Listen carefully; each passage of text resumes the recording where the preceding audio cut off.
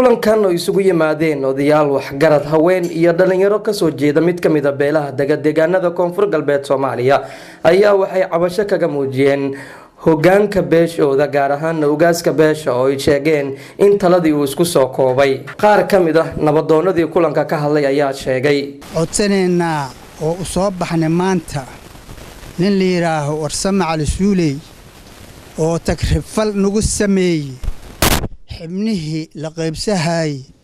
oo anaka aan lahayn haddana 5 xibnood iga sii heenin idin saxiix maayna yiri warqadan idin qabo maayna yiri haddii alla idmo taas aan cabasho ka nahay waxa cusahayna walaalahayna Soomaali maanta inayna ogaadaan Warsame Cali Suuley inuu naga gardaran yahay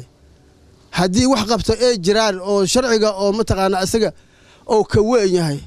yaani sharciga hala tuso haduu sharci jiro haduu sharci jirinahay waaba wuxuu asaga ku hadlay waa khasaaro cad waa marayna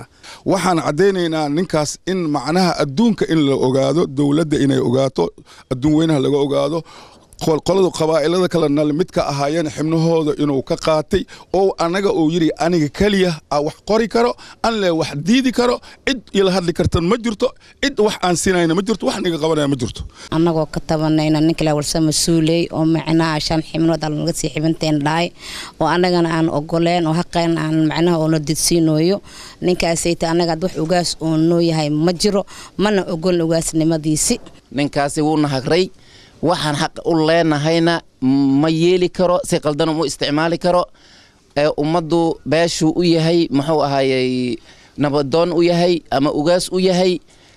inuu beesha simuu leeyahay mooyo kuwana inuu laabta gashto kuwana uu yiraahdo maba jirtiinba magaciina ma bilowno warkaas cid ka qoreyda ma lahan waxaan markaa u sheegaynaa markaa guddiga khilaafaadka waxaan u sheegaynaa markaa South West ama Koonfur Galbeed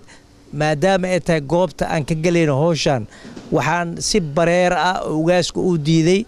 beesha maxad maalinle oo ka tirsan beelweynta wacdaan in dokumentigooda ergada uu qabto wuu diiday Cabdinaasir Maxamed telefishinka Home Cable magaalada Muqdisho.